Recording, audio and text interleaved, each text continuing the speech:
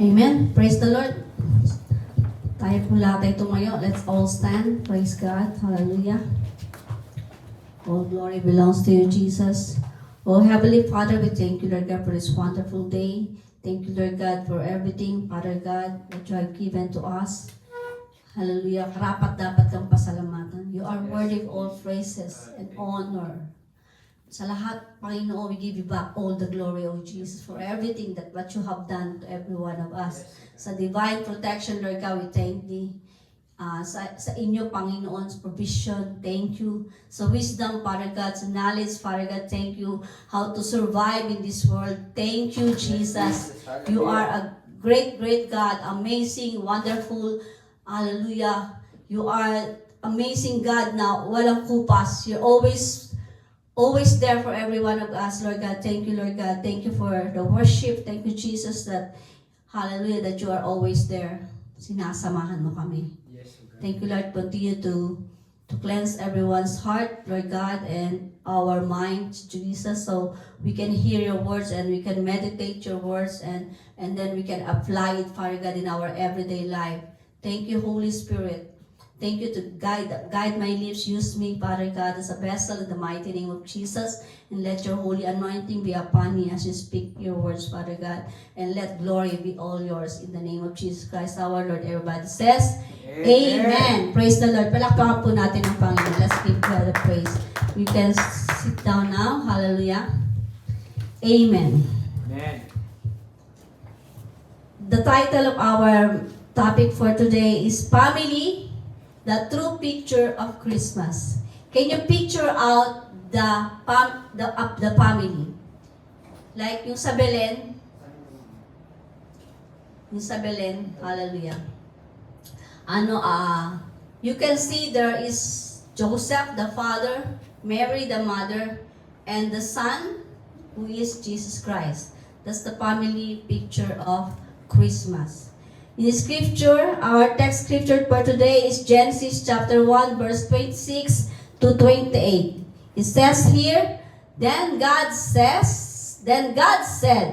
Let us make man in our image after our likeness, and let have dominion over the fish of the sea, and over the birds of the heavens, and over the livestock, and over all the earth, and over every creeping things that creeps on the earth. 27, so God created man in his own image. In the image of God, he created male, female, he created them.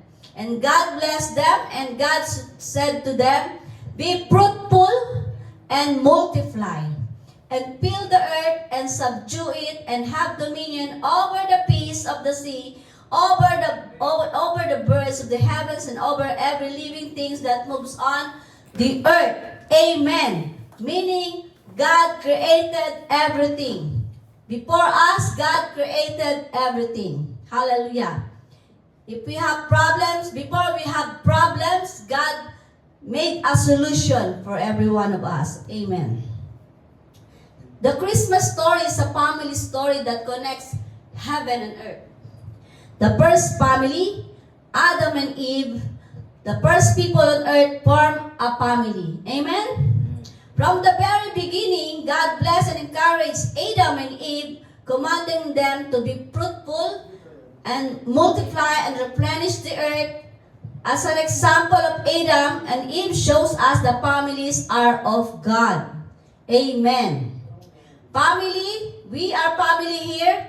Family is the center of God's plan for the happiness and progress of His children.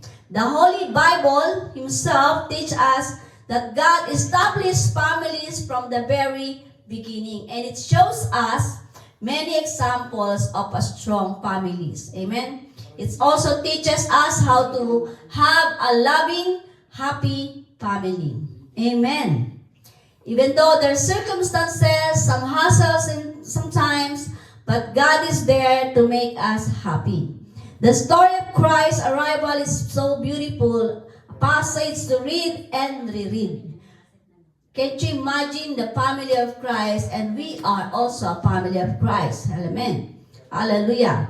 The story of family that includes Mary, Joseph, and Jesus, our Lord Savior, who are example of God's gift to all mankind. Do we believe that Jesus Christ is the gift of God, the Father, for all mankind, for all of us? Amen? Amen. Hallelujah. The reason of His great season is the first coming of the only Son, our Savior. He was born to live with us, like who is powerful. Amen. Never sinned, but humbled Himself and died for everyone's sin. Not only for my sin, not only for your sin, but for the sin of everyone. The only reason why we are celebrating Christmas, His name is Jesus. The last time, I said that forgiveness is the true meaning of Christmas. And there's no family if there's no forgiveness. If God did not came and died for us, if God did not born on earth, hallelujah, what will happen to us? That's why, after forgiveness, God came for us to forgive, and He came to save and redeem us. A few well-known examples of family in the Bible are found early in the Old Testament. Abraham, his son Isaac, and Isaac's son Jacob, and follow God's command, marry and have children. Amen. Abraham went to great lengths to protect wife his Sarah. You can read it in Genesis chapter 12, and exercise faith that finally enjoyed the blessing to came with having his son Isaac. They're so old when Isaac came to their life under the promise of God. This is the promise of God for them. Under the Lord's direction, Abraham's servant traveled a long distance to find Rebekah, hallelujah, a righteous one to be Isaac's wife. Amen? Meaning, marrying one another, or marrying a boy and a girl, a man or a woman, is not like, oh, I found this beautiful, I want to marry you. I found this handsome, I want to marry you. The Bible itself in the Old Testament teach us, hallelujah, that even Abraham talked to his servant and traveled a long distance to find Rebekah, a righteous woman, to be Isaac as his wife. Amen. Why? Because family is very important. The importance of family, letter A, hallelujah. You can see it. The Bible uses the language of family to describe God's love for humanity and how He sent Jesus to restore the image of God in people. God created family, and second, the God created family as means of carrying out His will, not our will. Amen? Letter C, God also created family to picture His truth. What is the truth? That we have the Father, that we have the Mother, and we have the Son. Amen. Letter D, God chooses family as means, hallelujah, of providing pictures that can teach crucial truth humanity. Adam first, Eve, then Eve, from God's hands work. Hindi siya basta, oh, I will create a man. Ting! It's not like that. God formed Adam in His own image and likeness. There are things we cannot understand if we do not understand family. We here in the church, as we believers, if we knew Christ, if we accept Jesus Christ as our own personal Savior, we are adopted to Jesus Christ's family. If we didn't receive Jesus Christ, hallelujah, we are separated a long time ago. Since we are born, we are already separated from the family of God. That's why when Jesus was born and died for us, that separation was ended. Amen? God wants us to teach certain truths. He essentially says, picture a father and son. Amen. Picture a father and son, or picture a wife and a husband, or picture a brother or a sister. We have many sisters here and brother. Amen. Hallelujah. We are family of God. And we have we have to treat everyone as a family. Because He made this family relationship to be universal. He can use them as pictures in every context and in every age. Walang yung edad. It doesn't matter. But family, that matters. So if we understand family, we have the language and concept that help us understand certain truths. If we know that we are family, the truth is we are God's family. Remember, paulit-ulit kong sasabihin, we are God's family. If somebody done wrong in us, or somebody hurt us, or we hurt somebody, we have to treat them the same thing with love. You have to forgive them, or forgive yourself as forgiveness too. Amen? Like the topic last time.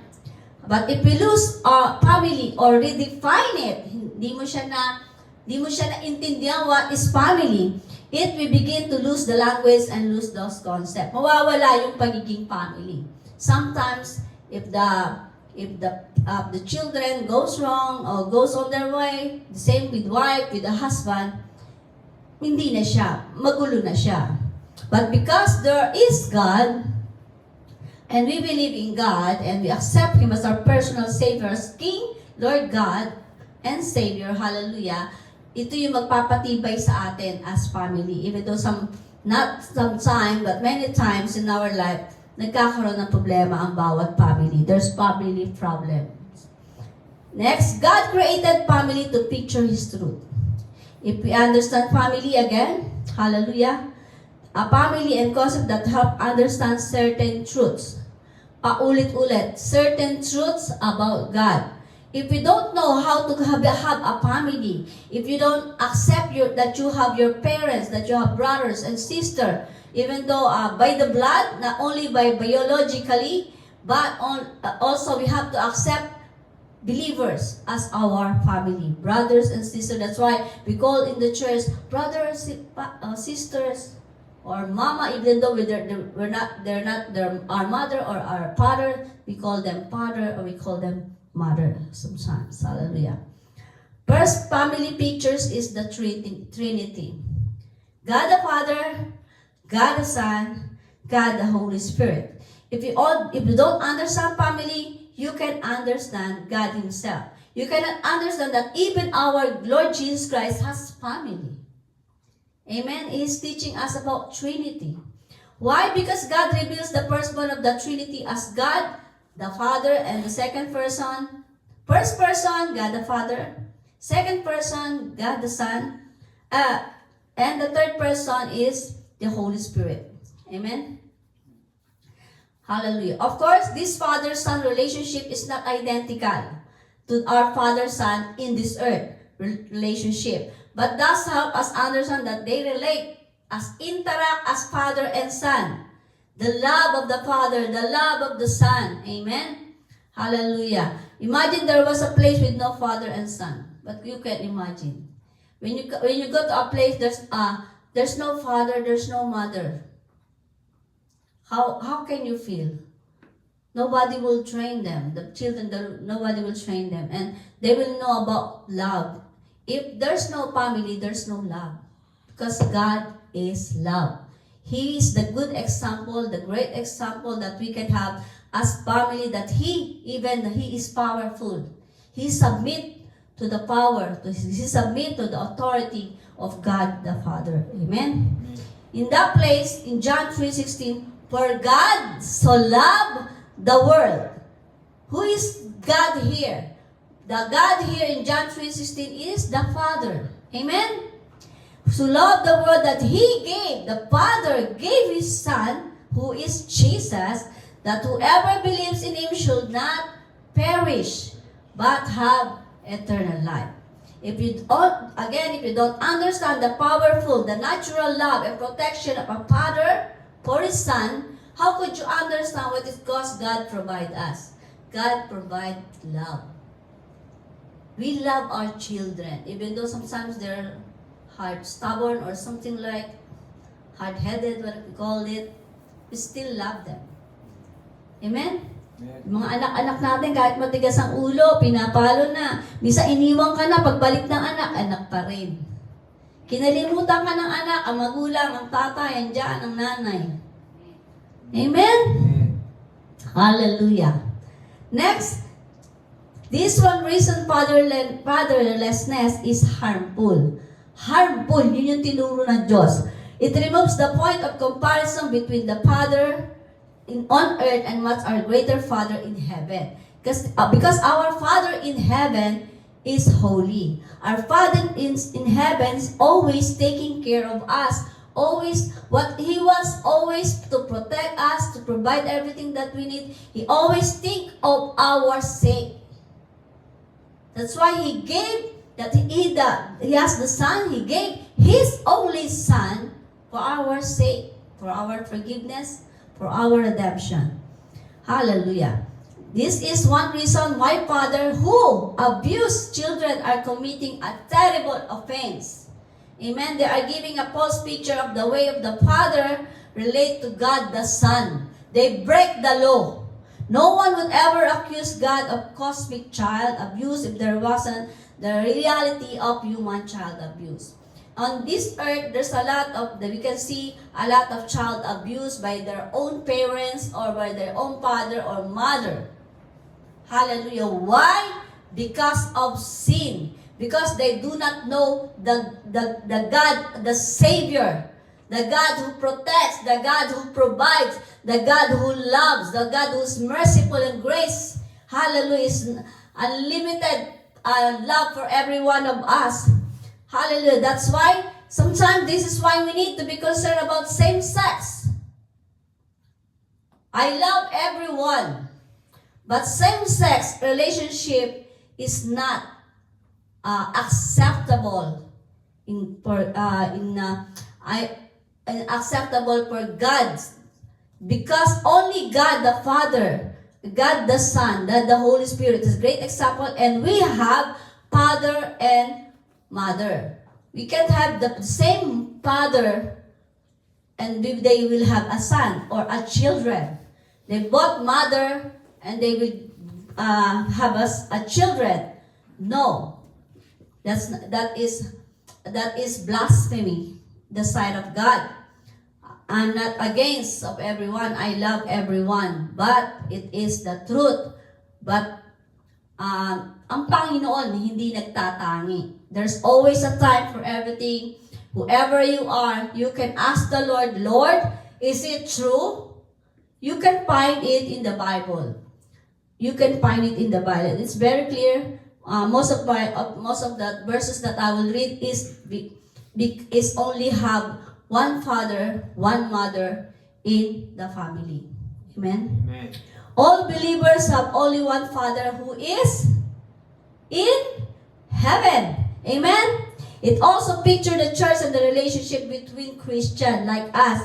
Spend time around Christian and you soon hear someone speak of brothers, sister. Hallelujah. It is spiritually reality that follows from our adoption into family of God. Can't you imagine that the God of the Lord of Lords, the King of Kings, the God of gods, hallelujah, is calling us children, is calling us sons and daughters. Can't you imagine sa tigas na ulo natin? Lagi natin, kagabi nga, what this movie about Jeremiah, the story about Jeremiah. Even like our topic before, that Jeremiah, the Lord said, you cannot have a wife. Why? Because God loves Jeremiah. If Jeremiah has a wife and he knows what would happen to the family of Jeremiah, it's so painful for Jeremiah. God knows everything. He is all-knowing. That's why He told to Jeremiah not to have a wife. It is a command. He didn't say, Jeremiah, please don't find a wife. No, it is a command. That's why Jeremiah obeyed. Next, biblical guidelines about families. Number one, the initial reason for the family is to reproduce. populate the world and rule over it. Kaya nga sabi nga, multiply. Huwag naman sobra. God is always in order. Huwag naman yung, sabi ng Lord, multiply. Meron ka ng 5 anak, gusto mo pa. It's okay if you can take care of them all. If you can provide everything. God provide, but you have also the action. You have to do action about it. It's not that God is providing us heaven, money or needs that we need. What we need is going down from heaven. It's not it. Jesus Christ taught that marriage is holy and essential to God's plan. That's why we have to be married before. We have to, it's a sin. Again, I'm not against the common law things sometimes, but it is the Bible that said so. Amen? It's just a reminder that our God is in order.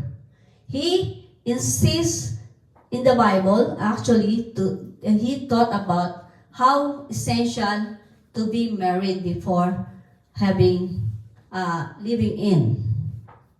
In Mark chapter 10, 6-9, but from the beginning of creation, God made them male and female.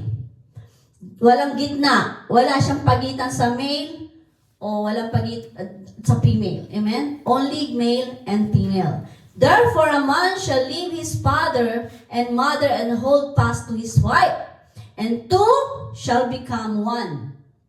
The male and the female become one. Kaya nga, if you have a wife, if you have a husband, you are not two anymore. When you are married, you become one. Amen? So they are no longer two, but one flesh. Verse 9, what therefore God has joined together, let not man separate. So if we are married, hallelujah, hanggat maaari, no? Hanggat maaari, we have to do something about our marriage to not only to prolong, to keep it. Amen? In Genesis chapter 1, verse 28, God blessed them and said to them, be fruitful, increase in number, fill the earth and subdue it. Rule over the fish in the sea and the birds in the sky and over living creature that moves in the ground. That's the command from the law, that God bless them. And God in Ephesians chapter 1, God blessed us from the very beginning. Before the creation of the world, God blessed us. Amen? Next, God's working plan for the family is to obey His word. Balik na naman tayo sa salita ng Diyos. Because the word of God is so powerful that it can change and transform us into God's will. Hallelujah. In Deuteronomy chapter 6, 6-7, these commandments that I give you today are to be on your heart. Impress them on your children. Not only that we accept, hanggat bata pa yung mga anak nyo, hanggat bata pa yung mga anak-anak natin, ay gawin nyo na to. Impress them in your children. What we've learned, naalala ko nga nun na we have mga paliliit na mga anak ko, we have devotion, we have praying, and one of them is paikot. Gana is the one to share on the every evening. Nung lumaki na, oh my God, buti na lang may word. Kasi yun na lang inaasahan ko. That's the only thing that I can trust. The word of God and His promise. Sabi nga ng Lord, the buong pamilya ay maglilingkod sa Kanya. Amen? Hallelujah. From generation to generation, dapat ang family natin ay maglingkod sa Kanya. From somehow, hindi naman pwede na we are saved and save na rin yung mga anak natin. O save ang husband, but the wife doesn't want to believe in Christ or doesn't want to accept Jesus Christ as his king or personal savior, it doesn't mean na saved na siya. They must accept the Lord. Amen? Kaya yung mga anak natin, even in their young age, basta marunong na silang umintindi, or even in the mother's womb, the mother will sing praises to God, declare and pray for the baby in his tummy, that kung ano man ang lumabas paglabas niya, he will take God, hallelujah, in the right time that he will know God. He will take the Lord for he is created. Amen? Jesus Christ taught by example. Siya mismo. Hallelujah. Sabi nga, taking care of parents, children, mga anak, children, daughter, son, and daughter. Jesus taught that caring for parents is vital, part of worshiping God, and he demonstrated this responsibility himself. Pinakita niya that he is God. He showed us how to take care of our parents. Amen. Remember in the time that that Jesus Christ was on the cross, he told to Mary, he told, woman, this is your son. And he called John as a son. Son, this is your mother. Meaning, in our Lord Jesus Christ, very important to take care. Kaya nga pinagkasabi niya, ito yung nanay mo, alagaan mo to. Ito yung anak mo, alagaan mo siya. Both parents, father and mother. Amen? Teaching lesson through actions. Ganun siya magturo. Once he taught us something, he do it with action. Hindi pwedeng walang action. Amen? Jesus taught important lesson about faith, about kindness, and God's ability to make great things from humble offerings to His action, and especially His miracle. Third, family should be constructed on biblical knowledge and good sense. Huwag nating iasa sa libro lang. There's always a word for every day sa buhay ng mga anak natin. Hallelujah. In Proverbs 24:3, by wisdom, a house is built, and through understanding, it is established. A house is built. Andyan na. Ang isang bahay, pwede siyang maging bahay, may tao o wala. Pero we will never be a home o isang tahanan without a family of people inside the home, inside the house. Amen? In Ephesians chapter 5 verse 23, for the husband, hindi ko tayo tanggapin to. For the husband is the head of wife, even as Christ is the head of the church, his body, and is himself his Savior. Amen? Praise God. Amen. Are you still there? Yeah. Glory to God. Next, families are not nuclear entities. They're linked together in family line. Remember in Genesis chapter 5 verse 1, there is written account of Adam's family line. Diba? From Adam, and then to Adam to Eve, and then from there, after they were sin, they were fall, the Lord take them out of the paradise. And then the father start to work hard, cultivate the land, and plant for their food.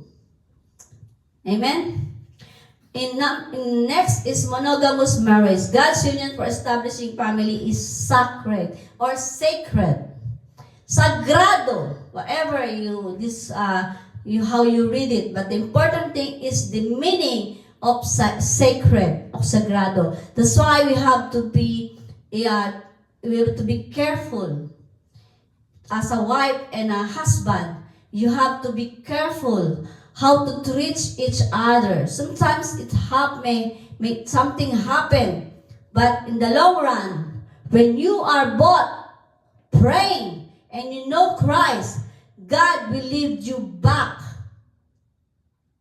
But if you don't have Christ, the mother will go another place. The same thing, the father goes another place. And what will happen to the children? Broken. No family at all. Going to going to foster parents. And now, why children sometimes, bakit sila nagiging may bisyo? Something like, there's a lot of things happen to the children. Why? Because they don't have a parent to discipline them, to teach them how to be a children, how to be a child, how to be responsible, how to have faith, how to be kind. They don't know that. In Mark chapter 10, verse 8 to 9, and the two will become one flesh, so there are no longer two, but one. And join together, let no one separate. That's why sometimes there's struggles. We have to fight for it. The battle is not ours. Give it to God. The impossible things will happen. Isa ko doon. It will happen. The impossible can happen. Hindi pwede yung gusto natin. It's not that what we want, but it's what God's want for us. Amen? 6, the health and welfare of families require submission and love. Amen? In Ephesians chapter 5, verse 21 to 22 and 25, submit to one another out of reverence of Christ. Wives, submit yourself to your own husband as you do to the Lord. Husband, hindi lang babae yung magsasabit ha. Husband, love your wife.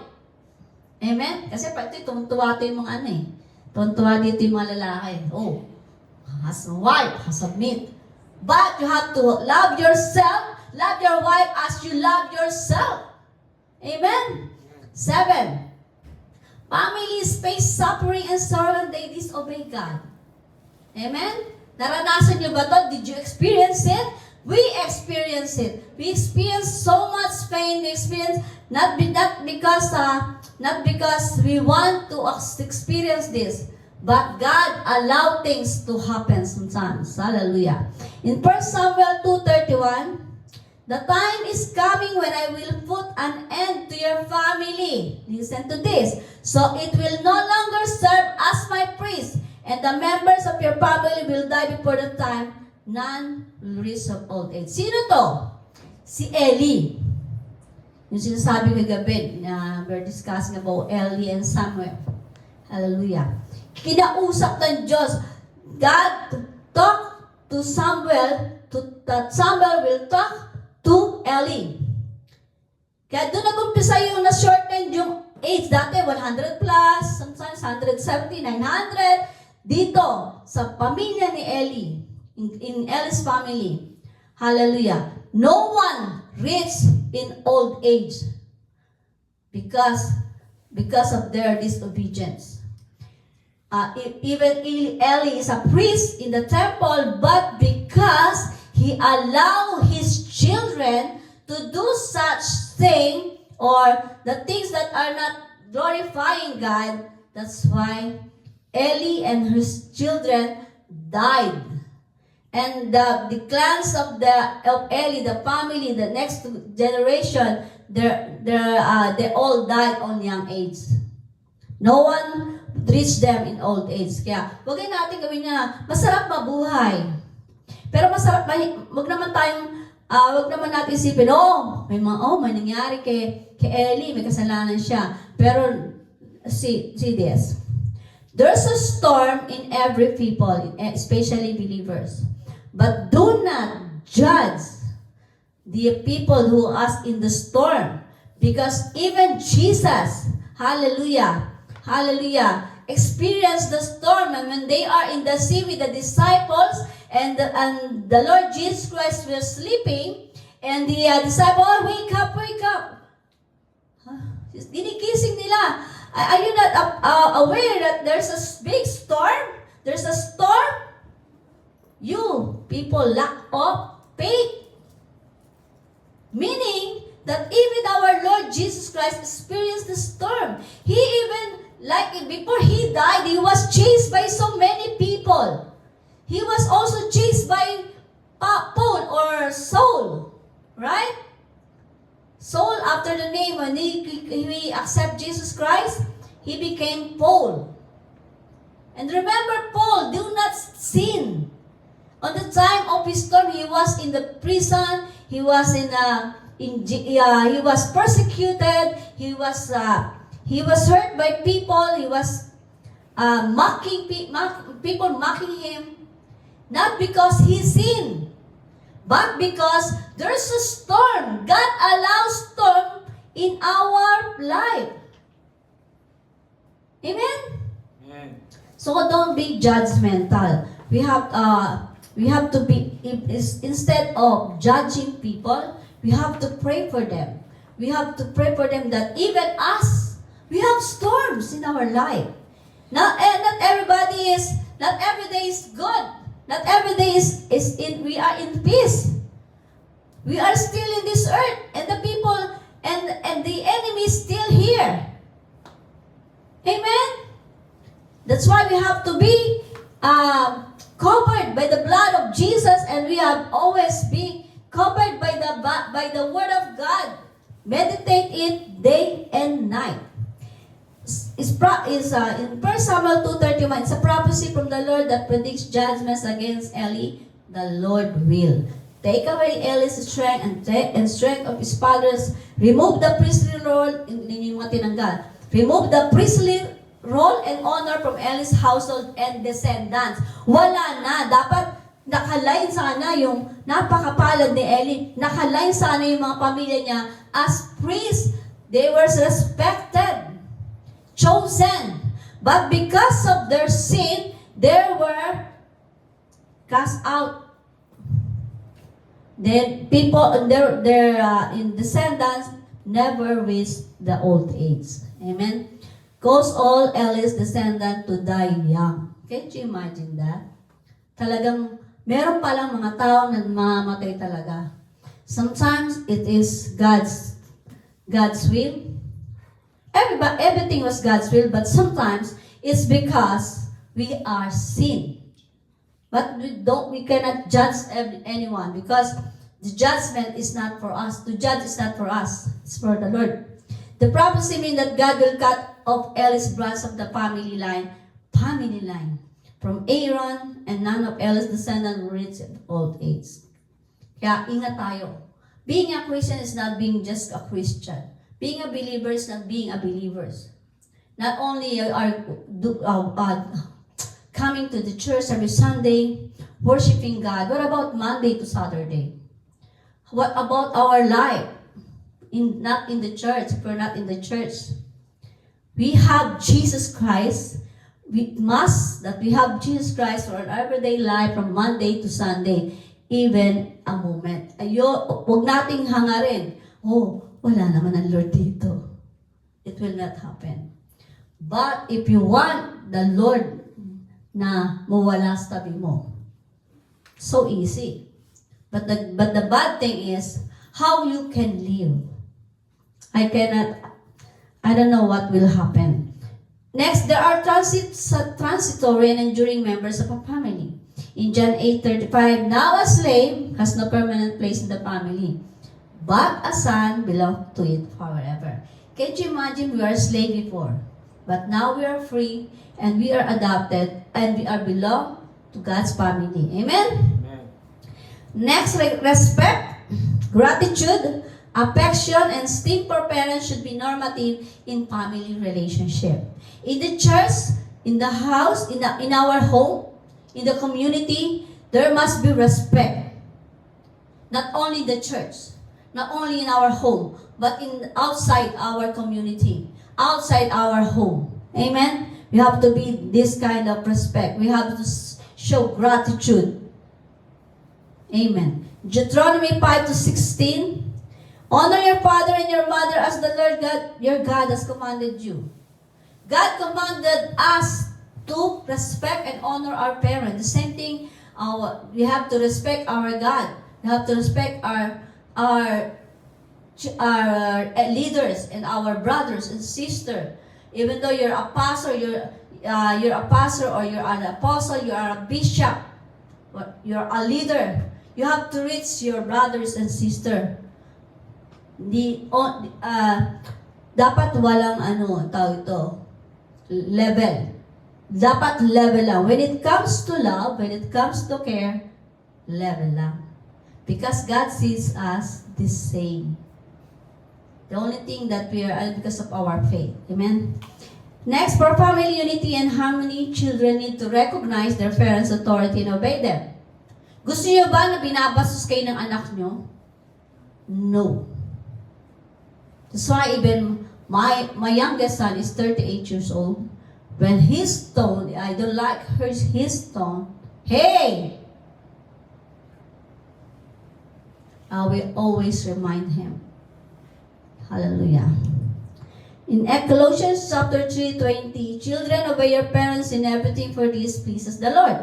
In Exodus 20:12, honor your father and your mother, that your days may be long in the land of the Lord, that the Lord your God is giving you. Can't you imagine, you just respect your parents and your life will be long in the land.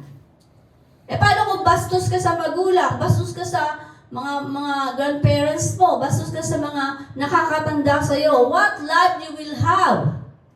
In 1 Corinthians 12:26, if one member suffers, all suffer together. If one member is honored, all rejoice together. Can't you see, when a family, there's a respect inside a family, hallelujah, we are pleasing God.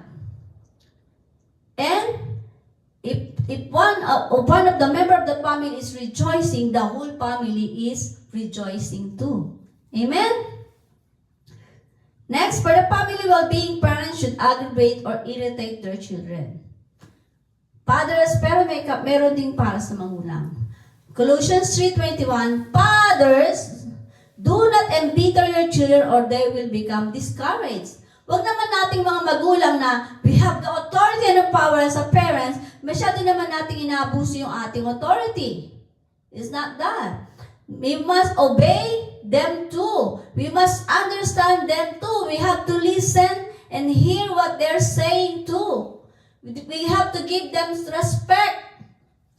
Also, as a parents, we are parents. We are like Jesus. He taught what he taught. He's become a good example of that teaching. Then, so us as a parents, we're teaching this. We're teaching good things to our children. Be a good example. Children and grandchildren should care for all their members of the family. 1 Timothy 5:4, but if a widow has children or grandchildren, they should learn first of all to put their religion to practice by caring for their own family and so repaying their parents and grandparents, for this is pleasing God. Hallelujah. Pleasing God, sabi nga kung mga lolo't lola natin, buti na lang nag-alaga ako ng nanay ko, pero sometimes nung nag-ano ko, parang kontrabando kami. But because of God's love, He taught me how to love, even though sometimes it's so hard, and I have to understand my parents. They have to understand me too. Vice versa. But in somehow, because they're old, sometimes their temper is changing. Not because they're old. Tandaan mo na kasi. You're old. You must not be, diyan ka lang. Just sit there. I have a visitor. Just go in the room. Do not get out. Do not do that. If you have a visitor or a guest in your place, in your home, somebody is visiting you, be proud to present your old parents, your grandparents to them.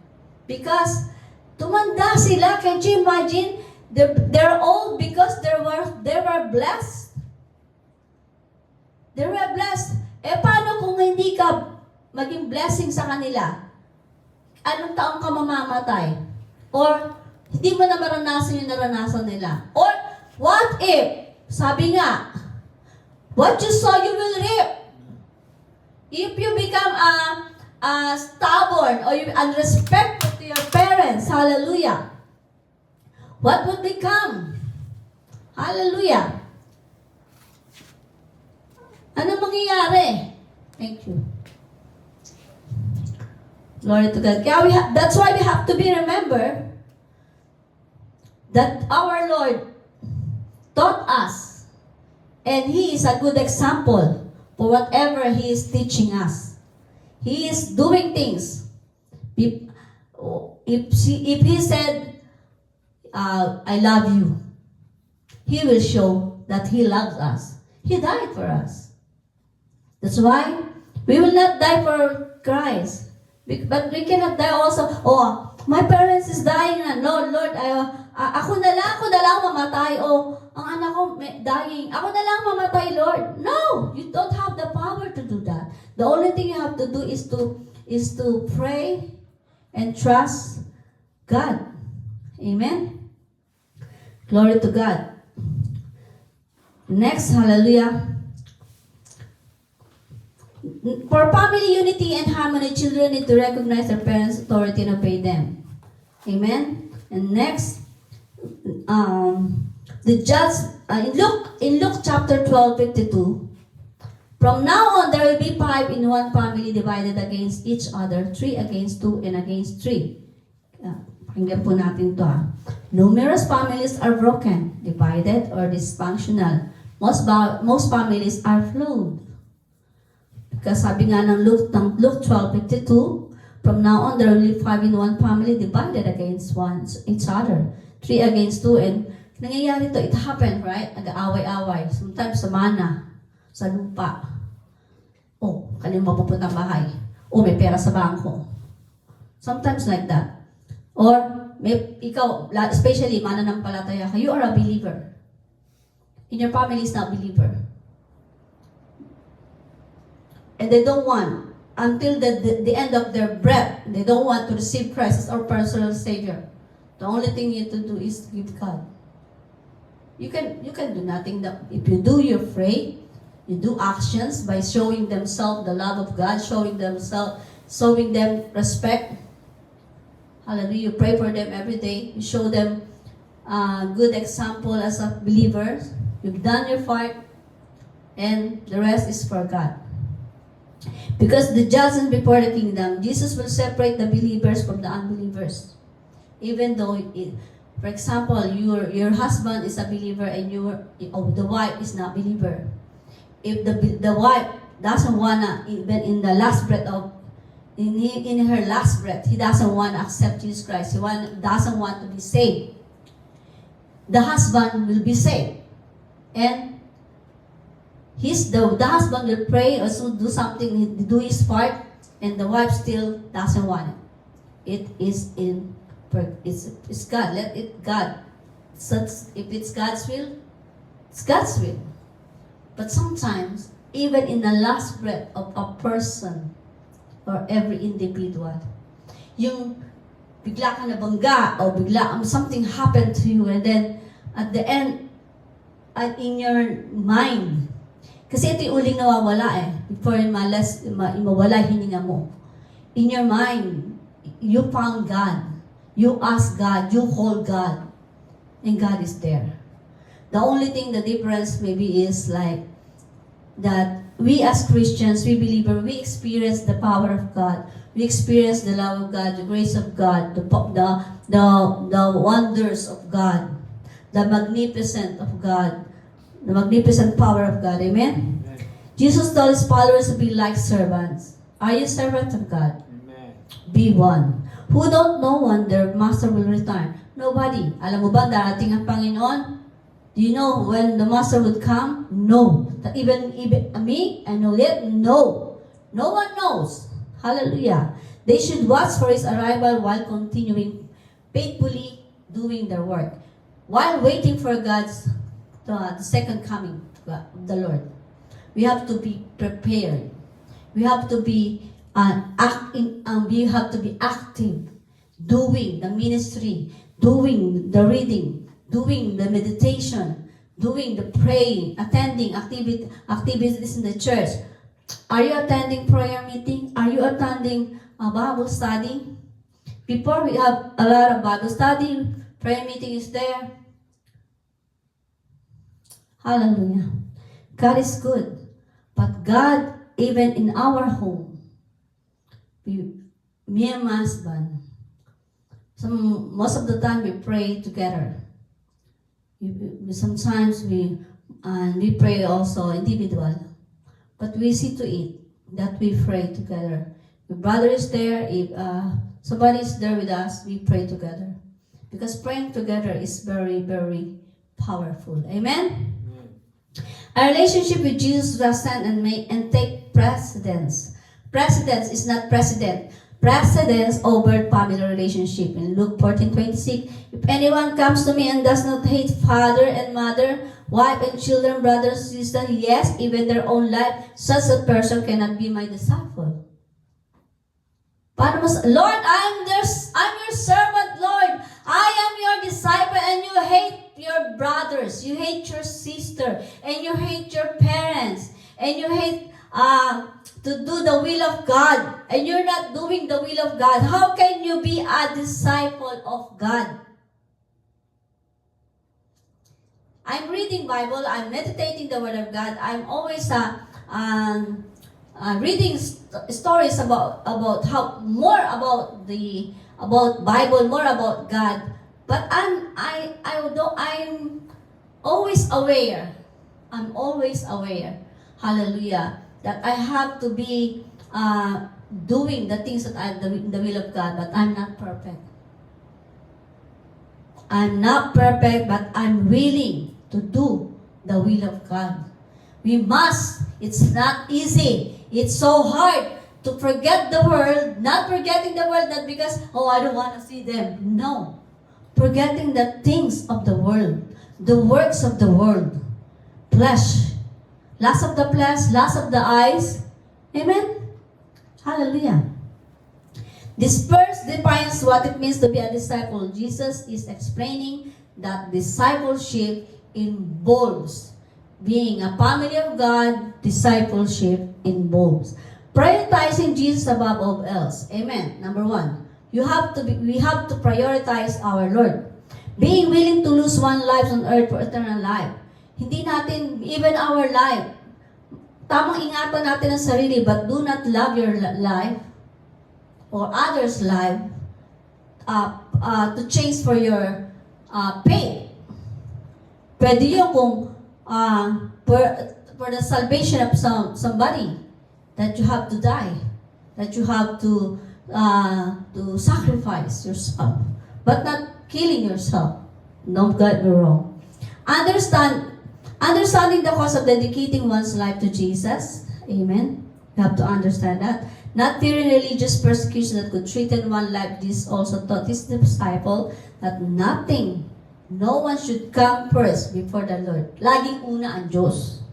Next, to follow Jesus, one must embrace their personal cross for the good of others and know their priority. We have to show in our family, in our home, that our Lord Jesus Christ is our priority.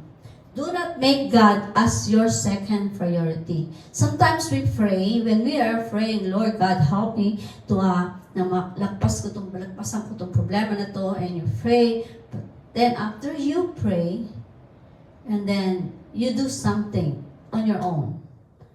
The trust, where's the trust now? Where's the faith now? Amen? Next, commitment to Christ, the truth may lead division, not peace in a family. Because sabi ng Matthew chapter 34, 10, 34, 36, do not suppose that I have come to bring peace to the earth. I did not come to bring peace, but a sword. Yun ang sabi ng Panginoon. Sword ang dala niya, magkabilay talim, para tayo ay tuwirin. For I have come to turn a man against his father, a daughter against her mother, a daughter-in-law against her mother-in-law. A man's enemies will be the members of his own household. Sometimes we're fighting, and God allows things to happen because we have to fight for our salvation.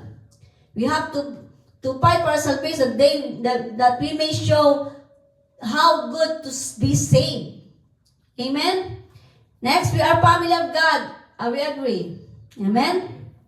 Glory to God. In 1 John 3, 1 and 2, see what kind of love Father has given to us. That we should be called children of God. Amazing, diba?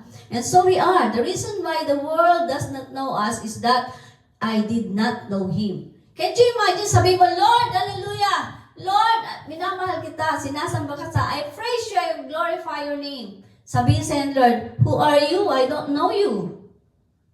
Because you only call the name of God if you need something to us, or something that you feel not better in the time. Next, in verse 2, beloved, we are God's children now. We have to be thankful, amen?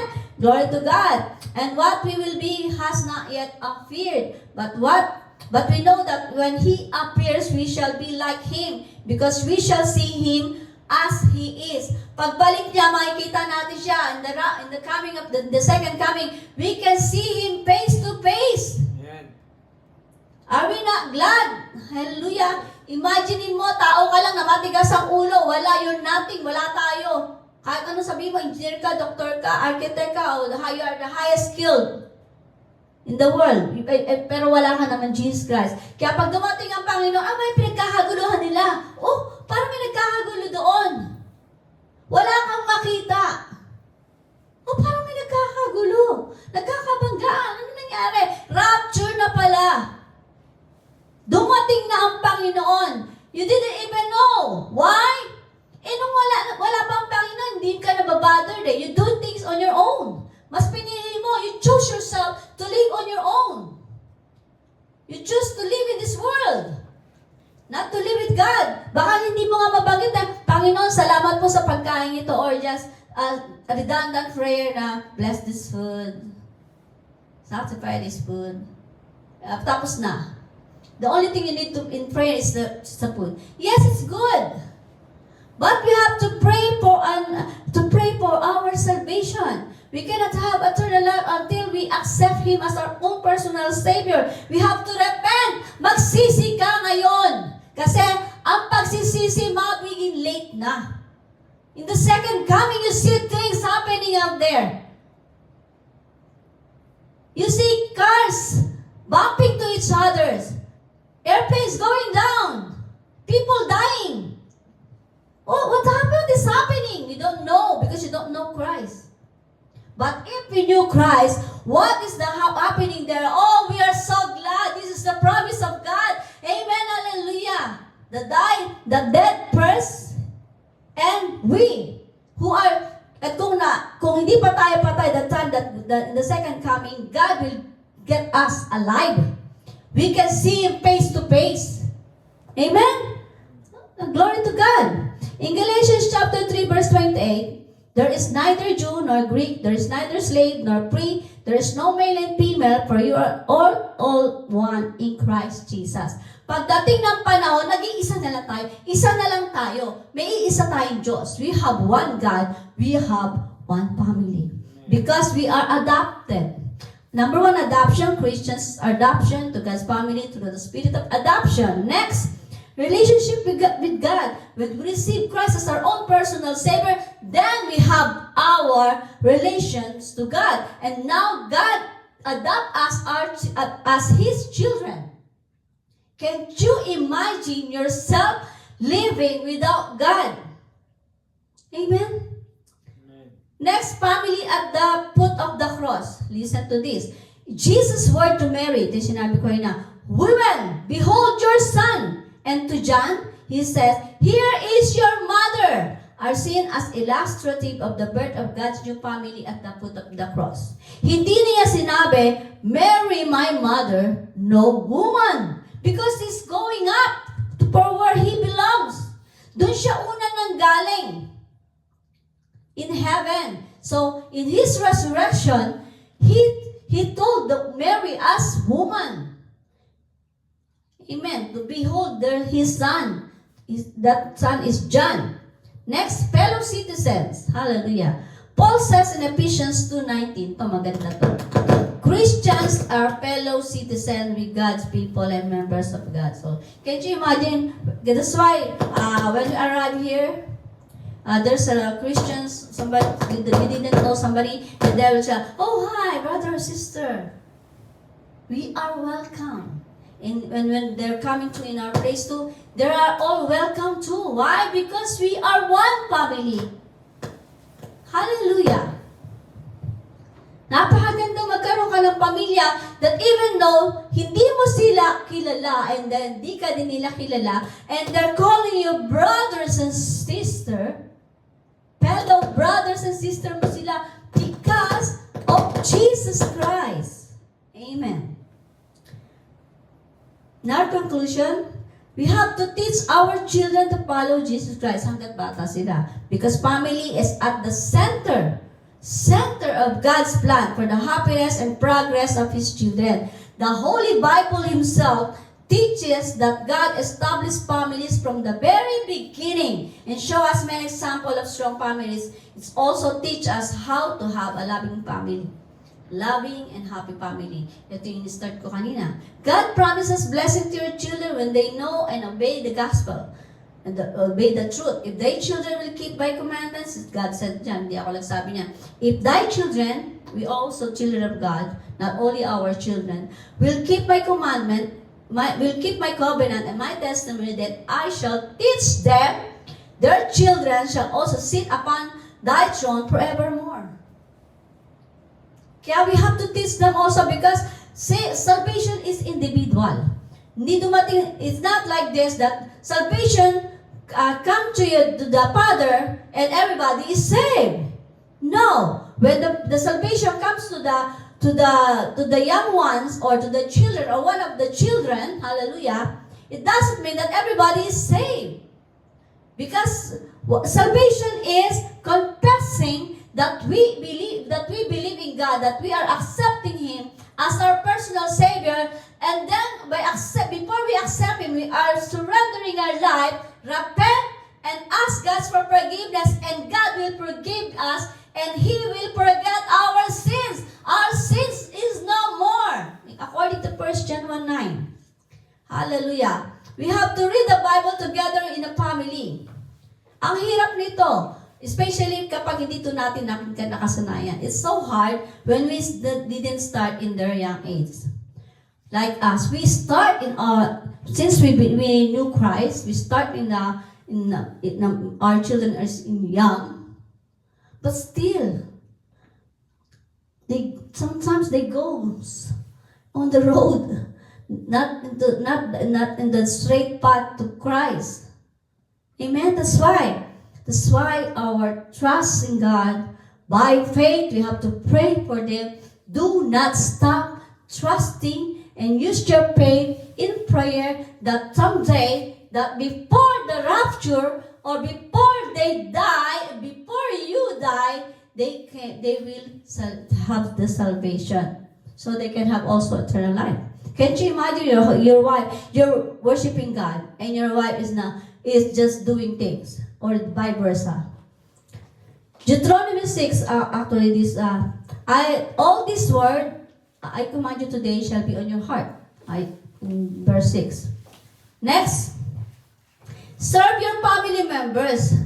Huwag mo sabihin na, that's why we have to help our brothers, help our children, help our siblings, help our parents. Everyone must help each other. Who needs help? Who needs more love? Who needs more mercy? Who needs more grace? Because this is the way of God. Amen. That's the way of God as a family. That's why we have to live in this term. That we are serving one another even though, mas matanda ako sa kanya, I'm older than you. Oh, I'm younger. I have to submit to you, but you have to listen to me as a young. No. That's equal. Respect each other. If you want respect, you respect. Amen? If you don't want to something happen to you, do good things in your life. for other people, especially in your family. Not only in your home, but in your church, in your community, even in your workplace, school place. Amen? Serve your family. In Matthew chapter 25, verse 40, and the king will answer them, truly, I say to you, as you did it one of the least of thy brothers, of my brothers, you did it to me. Imagine mo yung ginawa mo sa iba. Ginawa mo sa hindi mo kakilala, pero believer siya. Ginawa mo sa pamilya mo. Sabi niya, Panginoon, ginawa mo to para sa akin. Para sa akin mo na to ginawa. You did it for me. You did it for me. You did it to me. Amen? Serving your family members can help you become more like Jesus. Increase the love in your home. Even though sometimes we see things not perfect in our home. Just pray. Amen? Because the joy of Christmas is magnified by the love of family. It's so easy to say, Merry Christmas! Yung isa lang dyan, I hate that one. Oh, Merry Christmas, everyone! When you say Merry Christmas, it must be merry. It must be love. There must be love in there. There must be forgiveness in there. Because Christmas is not only a word. It's not only a season. It's a word that Christ, and before the Mass word, there's Christ. Christmas. Hallelujah. Christmas with family is a memory to treasure forever. Can you imagine you're old and you I want to you're meditating what's happening, what's in your life in the past, and you can even acknowledge the things because you don't do anything good to your family. You're always the boss. You're always the commander. You're always the general. Amen? Or sometimes you didn't love your brothers. You didn't love your sister. You didn't love your parents, grandparents, and you didn't love your coworker. You didn't love your neighbor. Oh, it's not Christmas. Christmas magnified by the love of family. For Christmas is a reminder that family matters, that family is everything. Amen? Christmas with family is the time to celebrate and give honor. This Christmas is the time to celebrate and give honor, praise, and thanksgiving to the one who gave us his life and the reason that we are God's family. But many people, hallelujah, many people forgot this. Oh, Merry Christmas! Merry Christmas! Oh, I have a gift. You forgot to thank the Lord. There's Christmas because Jesus was born. Amen? Praise the Lord. Let's give God a praise. Amen? Thank you, Holy Spirit. Thank you, Holy Spirit. Glory to God. Let's all rise in the mighty name of Jesus. Let's give God honor and